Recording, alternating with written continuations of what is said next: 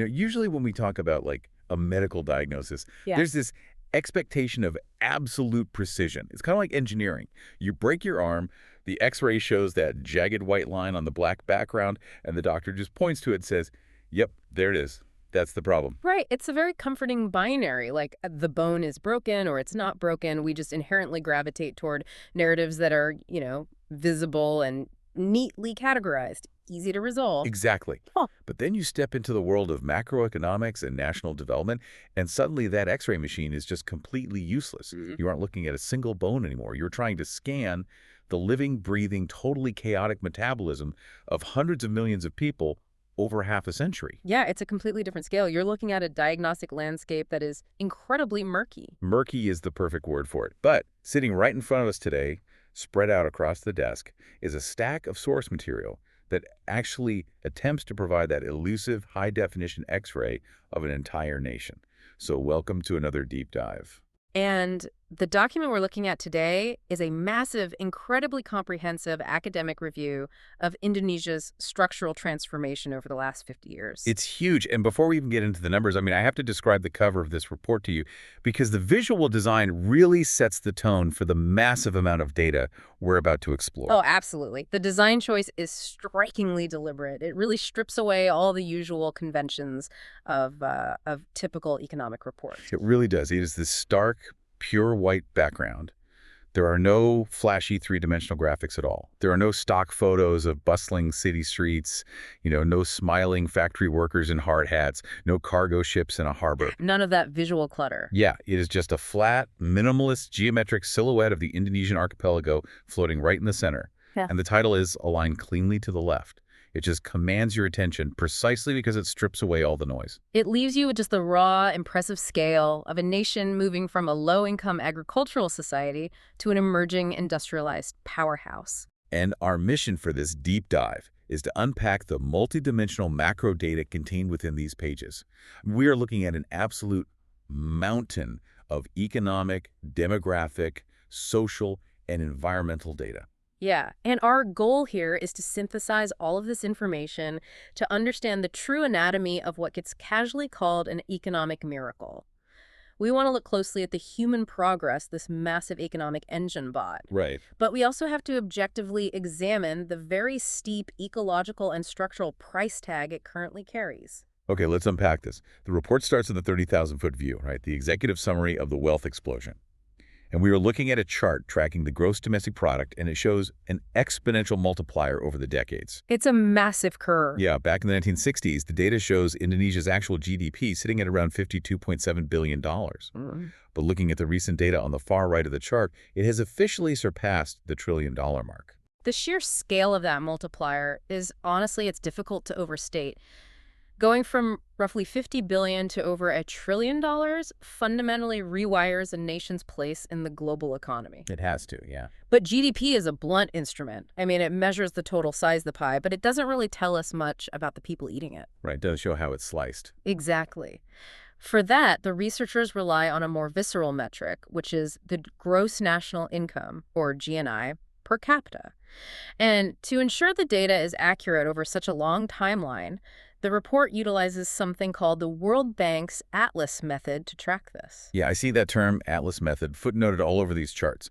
What exactly does that mean? And why does it matter to you and me when we are just trying to understand how much money people make? Well, it matters because currencies are incredibly volatile. If you just look at a country's income in its local currency and convert it to dollars based on today's exchange rate, you get a highly distorted picture. Oh, because the exchange rate bounces around every day. Right. A sudden drop in the exchange rate makes a country look instantly poorer on paper, even if the people there are still producing and consuming the exact same amount of goods. So the Atlas method is a statistical smoothing technique. Okay. It takes the exchange rates over the past 3 years and adjusts them for inflation to smooth out those wild short-term currency fluctuations.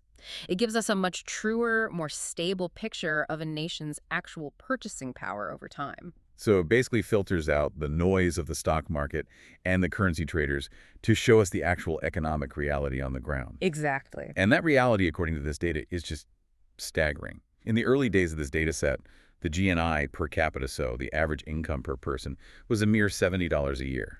Today, looking at the same constant valuation, it has skyrocketed to over $4,000. We really need to pause and truly consider what that leap looks like on a societal level. I mean, going from $70 a year to $4,000 a year isn't merely a matter of having nicer consumer goods. No, not at all. It is the fundamental dividing line between precarious subsistence survival and the birth of a resilient middle class. At $70 a year, a family is entirely captive to their immediate environment. Yeah. A single bad harvest, an unexpected drought, or a minor illness can literally mean starvation. There is zero buffer. Right. Imagine your entire economic existence is budgeted on $70 for a 12-month period. That is about 19 cents a day. You aren't going to a store to buy clothes. You aren't fixing a leaky roof. You certainly aren't setting aside a college fund. Absolutely not. Your only economic activity from the moment you wake up is securing enough raw calories to survive until the next morning. But at $4,000, the psychology of a household completely transforms. It's a total paradigm shift. You are buying a motorcycle to commute to a better-paying job. You are putting a permanent steel roof on your house so the monsoon rains don't destroy your belongings. You are buying antibiotics when your child gets a fever. It is the transition from living entirely in the present out of sheer necessity to being able to actually plan for the future. However, if we trace this line graph charting the economic ascent, it is not a smooth, uninterrupted ramp up to the stratosphere. No, it definitely isn't. There is a violently sharp downward spike right in the middle of the timeline, specifically in 1998. Yeah, it looks exactly like a heart monitor. The economy is chugging along, having this steady, predictable rhythm through the 80s and early 90s, and then, boom, a massive cardiac event in 1998.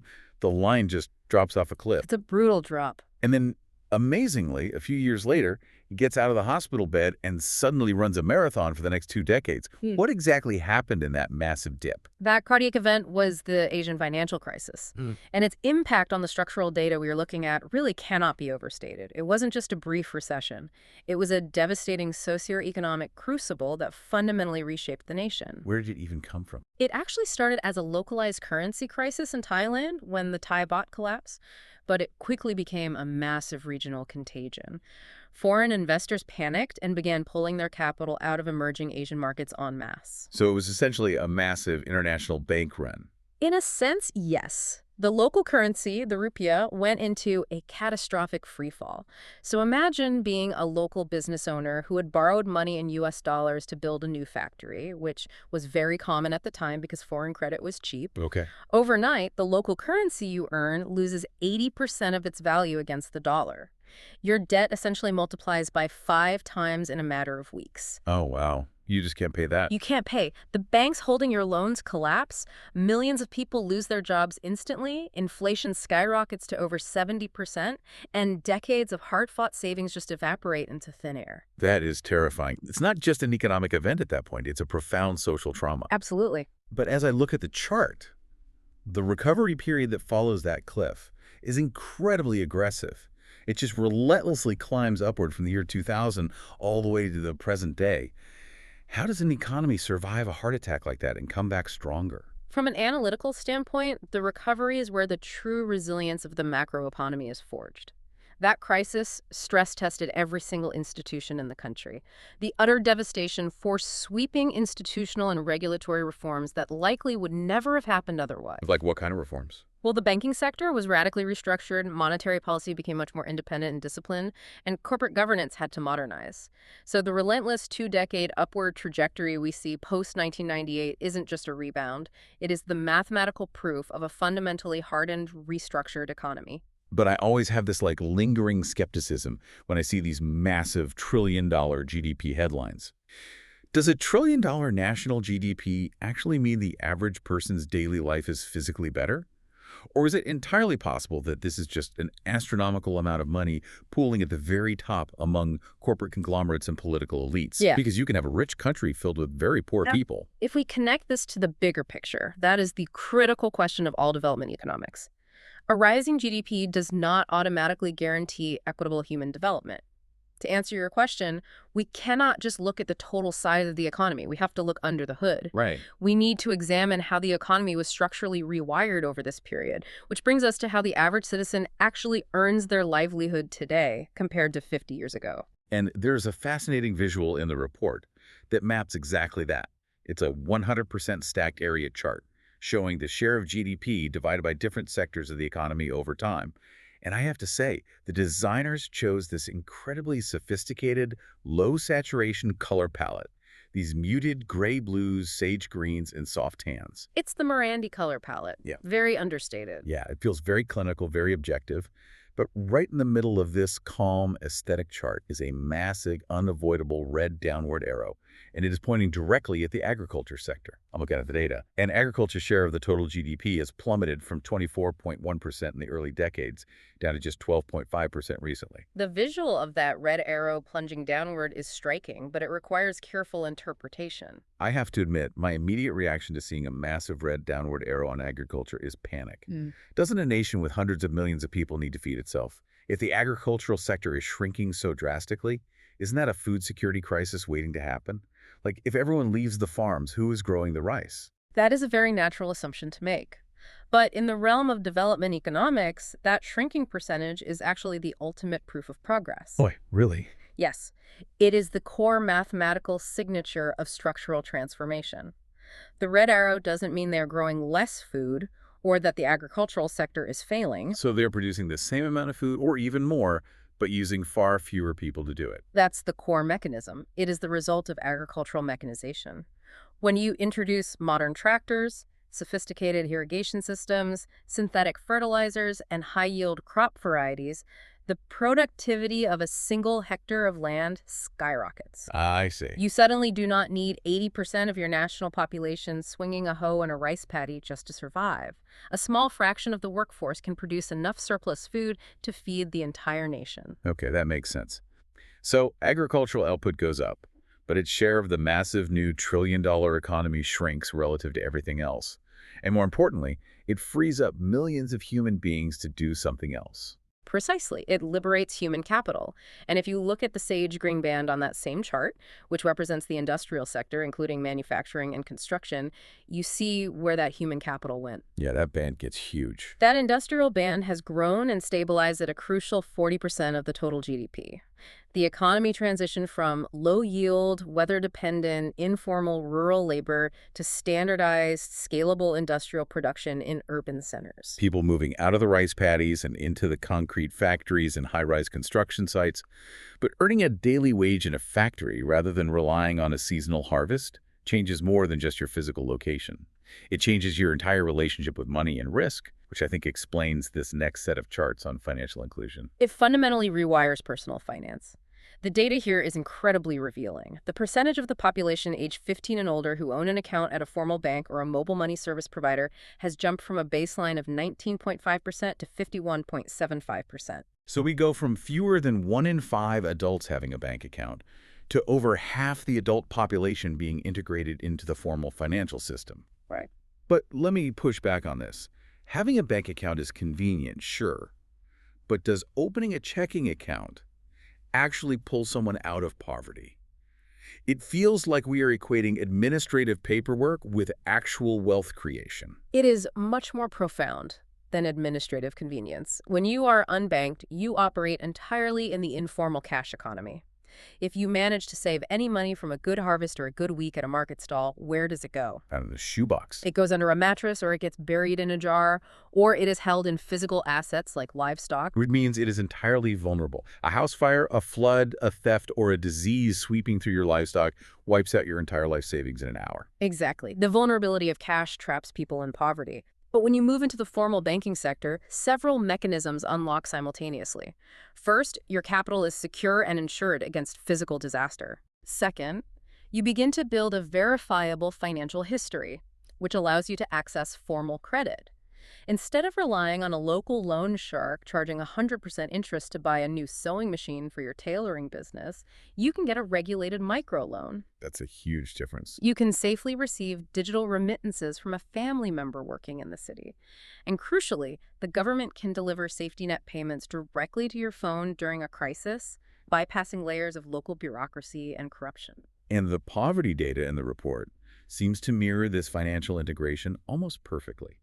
The chart tracking multidimensional poverty shows a dramatic plunge from an overwhelming 39.2% down to a milestone 5.7%. It's a phenomenal drop. The authors actually circled the data points where the rate drops below 10%, highlighting it as a major historical achievement. But before we celebrate that, what exactly is multidimensional poverty? Because if the government just sets the poverty line artificially low, say $1 a day, then of course everyone looks rich on paper. That is a crucial distinction. Traditional poverty lines, which just look at daily income, often obscure the reality on the ground. You might earn slightly above the income threshold, but if you have to walk 5 miles for dirty water and your children aren't in school, you are still living in profound poverty. Yeah, you're not actually better off.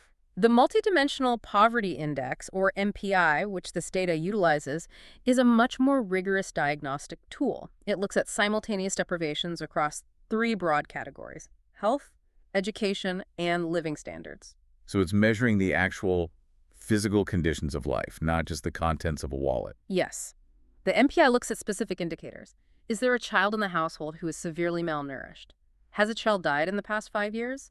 Is anyone in the home completing basic schooling? Do they have a dirt floor? Do they have access to a sanitary toilet and clean drinking water? Wow, so it gets really granular. It's very granular. Mhm. If the household is deprived in a certain percentage of these overlapping indicators, they are classified as living in multidimensional poverty. That paints a much starker picture. So when the data says the rate dropped from 39.2% to 5.7%, we're not just talking about people crossing an arbitrary income threshold. No, we are talking about the physical transformation of human habitats. Going from nearly 40% to under 6% means millions of dirt floors were replaced with concrete or tile. Millions of homes gained access to latrines and clean water. Millions of children who were previously malnourished are now receiving adequate caloric intake. It is a monumental achievement in human welfare. I really want to visualize this. Imagine walking into a rural farming village a single generation ago. 4 out of every 10 people you pass are living in severe overlapping deprivation. The children are stunted from poor nutrition, the homes lack basic sanitation, and preventable diseases are rampant. It was a harsh reality. Now, imagine walking into that exact same village today.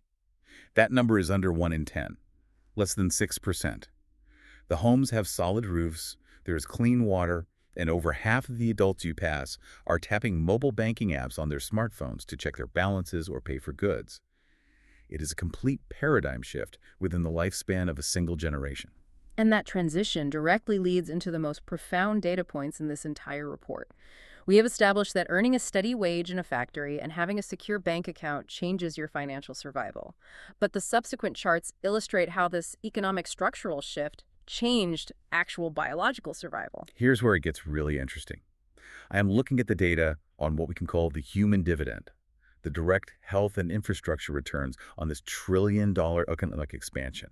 And the numbers here are staggering. I have to read these carefully because it is so easy for statistics to blur together and lose their emotional weight. Take your time, they are important. We are looking at infant mortality, which has seen a historic collapse.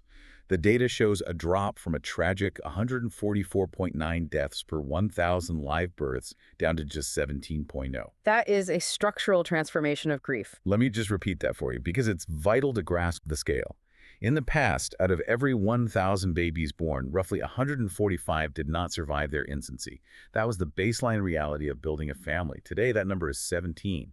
That is a vast ocean of human suffering that has simply been erased by economic and infrastructural development. And the maternal mortality rate strongly mirrors this trend, plunging from 474 deaths per 100,000 live births down to 140. When we look at numbers like this, the immediate instinct is to credit modern medicine. We assume they built thousands of shiny new hospitals and hired armies of doctors. Right, that's what I would assume. And while medical investment is certainly a factor, if we connect this to the bigger picture, the data reveals a much more complex causality. The massive drop in infant and maternal mortality is highly correlated with changes in basic everyday household infrastructure. Really? Like what household change has a bigger impact than a hospital? Look at the data on cooking technologies.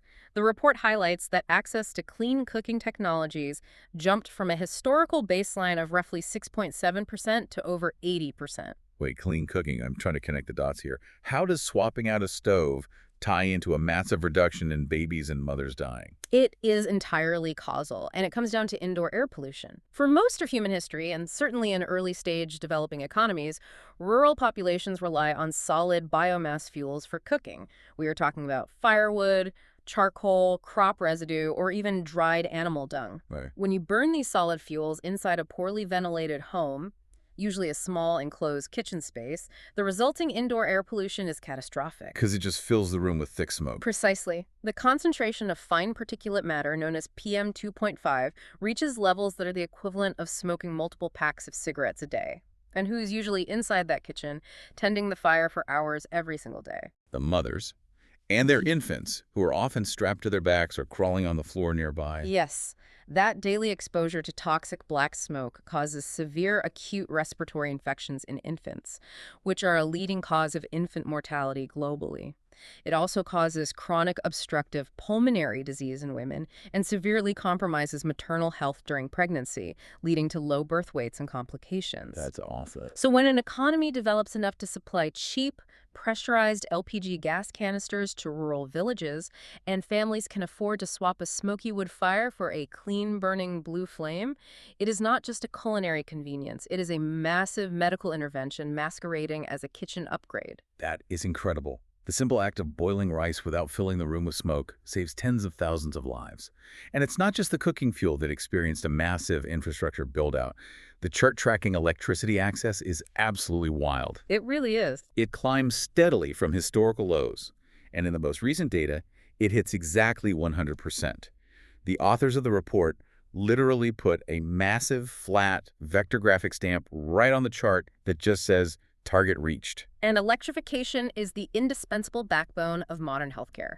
You simply cannot run a modern medical clinic, even a basic rural outpost, without reliable electricity. Because of the diagnostic equipment. Primarily because of the cold chain. You need reliable refrigeration to keep vaccines, antibiotics, and certain medicines viable. Without refrigeration, your medical supply chain is severed. Well, of course. Furthermore, you need reliable lighting for safe nighttime childbirths. Hitting 100% electrification means that, theoretically, even the most remote rural clinics can function at a baseline standard of modern care day or night. Okay, I have to push back on this 100% statistic because my logistical brain is throwing up red flags. Getting a nation to 90% electricity is hard enough, but getting to 100% in Indonesia, we are talking about an archipelago made up of over 17,000 islands, spread across an equatorial distance wider than the continental United States. It's an immense geographical challenge. You have dense jungles, volcanic mountains, and remote atolls. Yeah. Getting a copper wire to every single home in that geography is an absolute logistical marvel. Is that 100% electricity stat a measure of actual, reliable 2047 power like you'd expect in Tokyo or London? Or is it just a wire connected to a house that might get power from a noisy diesel generator for 3 hours a night? That is a very sharp critique, and you are entirely right to question the binary nature of the metric. The data point measures access, not quality or reliability. There's the catch. In the dense urban centers of Java, the grid is highly reliable. But out in the remote eastern islands, access might indeed mean a village is connected to a localized microgrid powered by a diesel generator that only runs from sunset to midnight. Brownouts and voltage fluctuations are still massive realities. The 100% metric is a triumph of basic infrastructure reach, but the quality of that energy is still highly variable. Still, going from darkness to even partial light changes everything. And once that basic electrical connection is established, it paves the way for the next chart, which shows an explosive, almost vertical line for digital connectivity. Yes, the phenomenon of the digital leapfrog. Internet and mobile cellular subscriptions experienced from zero to ubiquity growth.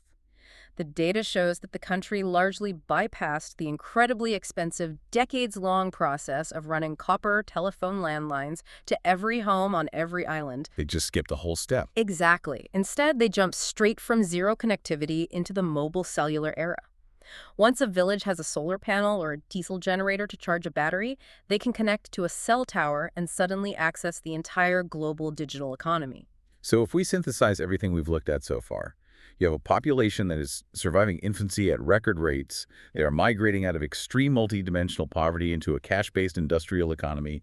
They have lights, they have clean gas stoves, and they have smartphones in their pockets connecting them to the world. It's a tremendous success story. Right. And the next logical step in any nation's development narrative is education. You need to train the surviving, connected, growing population to do higher-level work. But looking at the education data, the narrative takes a really surprising and concerning turn. It does. It introduces what we can call the education paradox. It's a situation where the logistical successes of the government are masking a profound systemic failure in quality. Let's look at the triumphs first, because they are real. The data shows that primary school net enrollment is consistently sitting above 90%, and adult literacy is at an impressive 96.0%. And the researchers included this visual called a dumbbell plot to measure the Gender Parity Index, or GPI. It tracks the gap between boys and girls in youth literacy, and the two ends of the dumbbell meet perfectly in the middle at 1.0, absolute statistical equality. The historical gender gap in primary school access has been entirely closed. Yes. From an administrative and infrastructure standpoint, the government accomplished its goal. They built thousands of schools across those 17,000 islands. They hired the bodies to stand at the front of the classrooms, and they successfully mandated that boys and girls both attend. But then you turn the page, and there's this donut chart that hits you like a ton of bricks. It measures a metric called learning poverty, and the rate is a staggering 52.8%. This is the dark side of the paradox. The World Bank defines learning poverty as the percentage of children who cannot read and understand a simple text by the end of primary school, usually around age 10. Wait, simple text. So not even complex essays, just basic reading. Just basic functional literacy. So the data tells us that over half of the children sitting in these classrooms who are statistically counted as enrolled and attending are entirely lacking basic functional reading proficiency. It's like we spend billions of dollars building a massive, beautiful, state-of-the-art library. We invited everyone in equally. We made sure the boys and the girls both had shiny new library cards, but we forgot to turn on the reading lamps. They are sitting in the building, but they are completely unable to read the books in front of them. That analogy perfectly captures the crisis. The data proves that getting kids into a classroom is fundamentally a logistical problem, one that can be solved with enough concrete and budget allocation. But getting children to actually learn requires deep pedagogical shifts. Yeah. It requires highly trained educators who understand how to teach literacy, modernized curricula, and equitable resource distribution. And I imagine a lot of these schools, especially in rural areas, are severely under-resourced. You might have a teacher who themselves only has a high school education reading from a rote government textbook while 50 kids repeat it back phonetically without actually comprehending the words. Exactly. Rote memorization often masquerades as learning in developing educational systems. The quality bottleneck is infinitely harder to fix than the access bottleneck. Building a school takes 6 months. Training a generation of highly effective educators takes decades. And the data shows this learning poverty starts to have cascading destructive effects as the kids get older. Look at the lower secondary out-of-school rates. They remain stubbornly high. And here, that perfect gender parity we saw in primary school starts to fracture. The out-of-school rate for females at the secondary level sits between 26.2% and 36.2% compared to males at 25.5% to 32.7%. This raises an important question, perhaps one of the most vital questions for the nation's future. What happens to a teenage girl once she achieves bare minimum literacy, but is sitting in a crowded secondary classroom where no deeper learning or skill acquisition is taking place? Economic reality takes over. If the school isn't providing a clear, reliable pathway to high-value skills and the family is still operating near the poverty line, the opportunity cost of keeping a teenage girl in school is simply too high. She gets pulled out to work in the informal economy to help raise younger siblings at home, or she is pressured into early marriage. That is the tragic economic calculus. The educational system is failing to retain them because the return on investment for remaining in a low-quality learning environment isn't justifiable for vulnerable families. The schools are not seen as engines of upward mobility, but as holding pins. Okay, so let's zoom out and look at the engine running this whole system.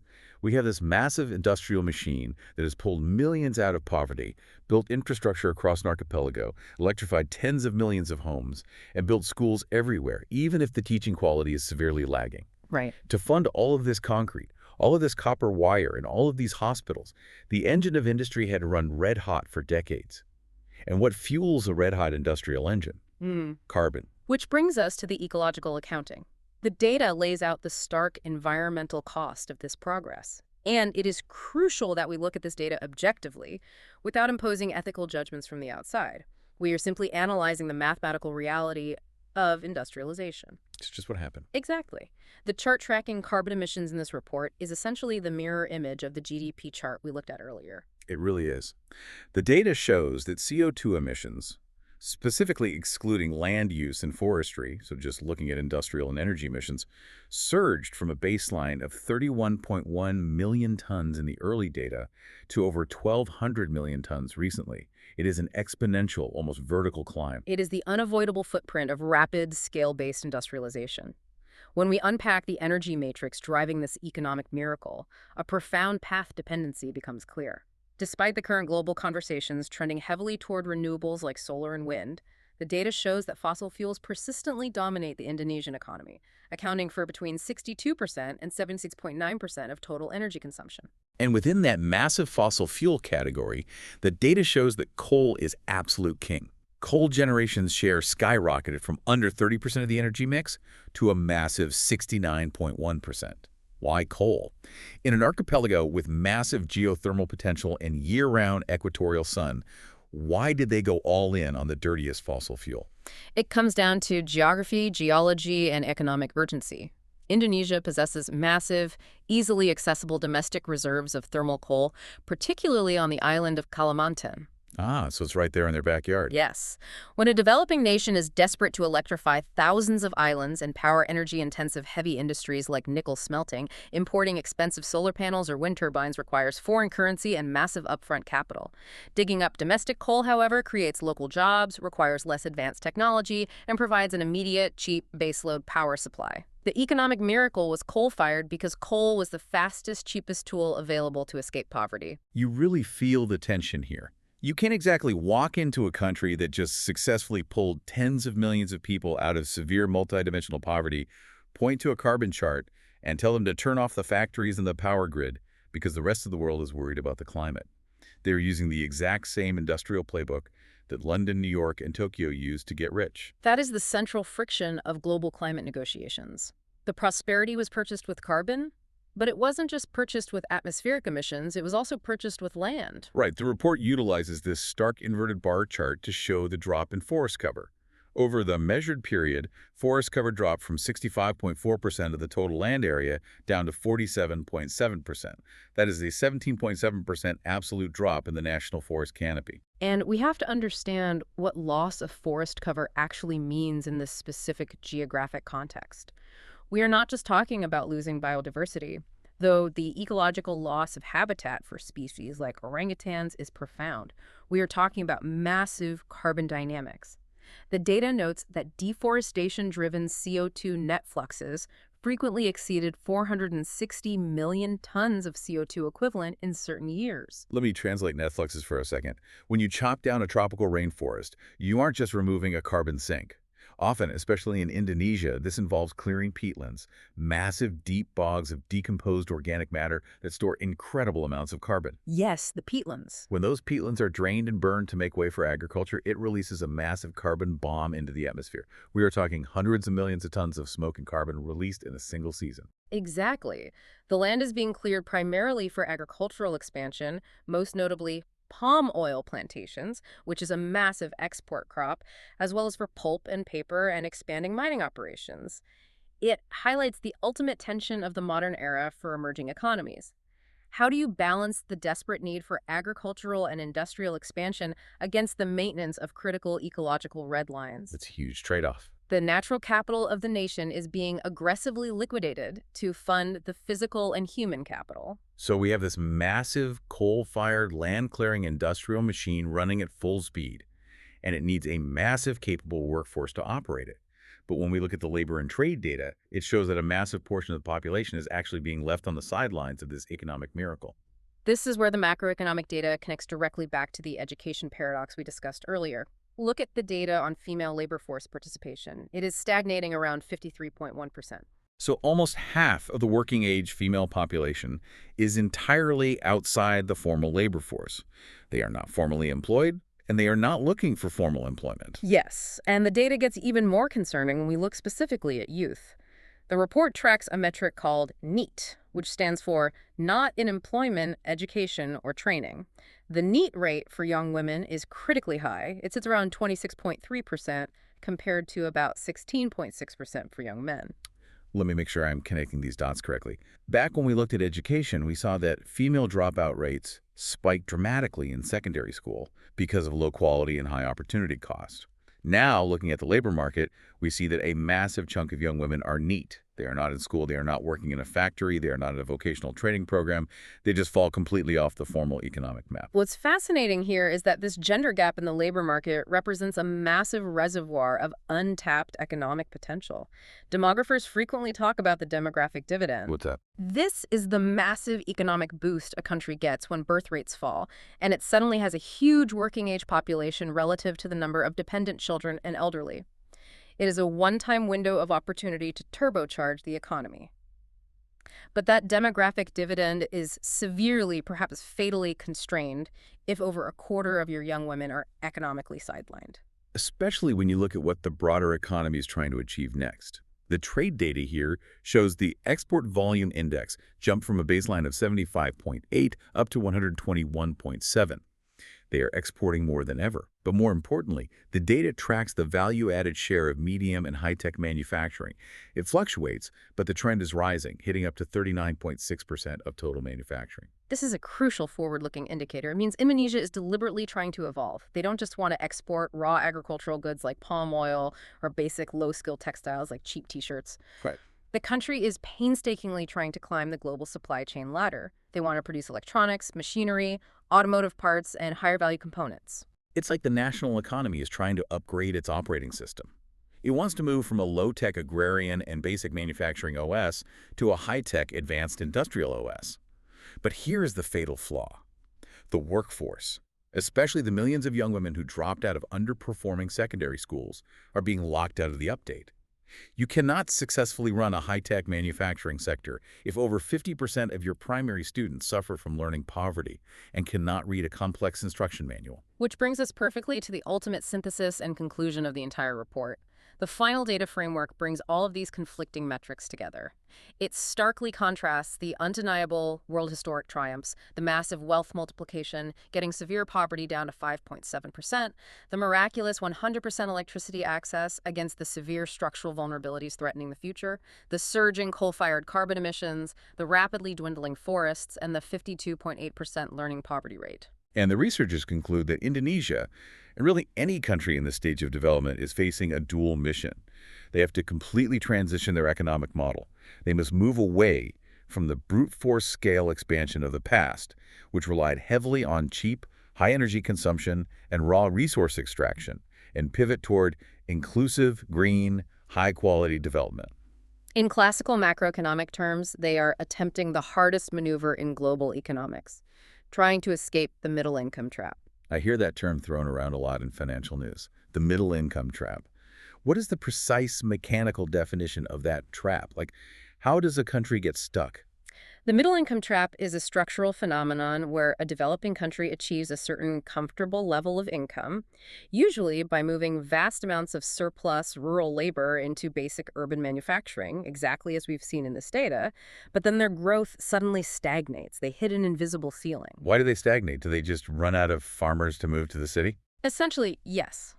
It's tied to what economists call the Lewis turning point. Eventually, the pool of cheap, surplus rural labor dries up. When labor becomes scarce, wages naturally rise. The country becomes too expensive to compete with poorer nations, say Bangladesh or Ethiopia, in cheap, labor-intensive industries like garment manufacturing. Oh, I see. So they lose their advantage. Exactly. They lose their competitive edge at the bottom. But because their workforce lacks advanced education and their institutions lack research and development capabilities, they haven't yet developed the high-skill human capital needed to compete with advanced high-income economies like South Korea, Germany, or Japan in high-tech innovation. They are squeezed from both sides. You are stuck in the middle. So what does this all mean, like the data we've just spent an hour unpacking? It means we are looking at a profound paradox. The very tools that successfully got the nation out of low-income status abundant domestic coal, rapid land clearing for cash crops, and a basic, mass-produced educational system focused merely on getting kids into rooms are the exact things that will actively prevent it from becoming a high-income nation. You cannot brute force your way into the high-tech, high-income tier of the global economy using cheap labor and coal. It requires a fundamental qualitative shift. That is a fascinating realization. The strategy that definitively won you the first half of the game is the exact strategy that will guarantee you lose the second half. You have to completely throw away your old playbook. Precisely. To break through the ceiling, they must solve learning poverty to create a generation of high-skill innovators. They must integrate women fully into the formal workforce to maximize their demographic dividend before their population ages. And they must decouple their energy grid from coal to remain competitive in a 21st century global market that is increasingly penalizing carbon-heavy supply chains with carbon border taxes. As we wrap up this deep dive into this incredibly dense, fascinating X-ray of an economy, I want to leave you with a brand new thread to pull on. Something for you to mull over that builds on all this data, but points directly toward the immediate, chaotic future. We talked about the economy trying to climb the value chain into medium and high-tech manufacturing. But we are currently living in the age of rapid automation, artificial intelligence, and advanced robotics. The collision course. Exactly. I want you to think about the absolute collision course between advanced factory automation and a 52.8% learning poverty rate. If a nation's global trade strategy relies on pushing into high-tech manufacturing, which increasingly uses precise robotics and AI instead of human hands, what happens to a massive growing workforce where over half of the young adults lack basic analytical reading and cognitive skills? Can a nation successfully upgrade its industries if it doesn't fundamentally reboot its human capital first? If the new factories no longer need cheap manual labor and the workforce doesn't have the training for cognitive high-tech labor, where do those millions of people go? It is the defining economic and social question of the next 2 decades. And it is a question not just for Indonesia, but for every single emerging market in the world trying to navigate this transition. It really brings us back to where we started. When you look closely at the macroeconomic data, the X-ray isn't a clean binary of broken or healthy. It's a complex, incredibly messy living system where a cure in one area, like using millions of tons of cheap coal to cure extreme poverty, creates a severe systemic vulnerability in another. We hope this deep dive encourages you to look at the world's economic miracles with a much more nuanced, data-driven eye. Keep asking questions, keep looking past the surface narratives, and we will see you on the next deep dive.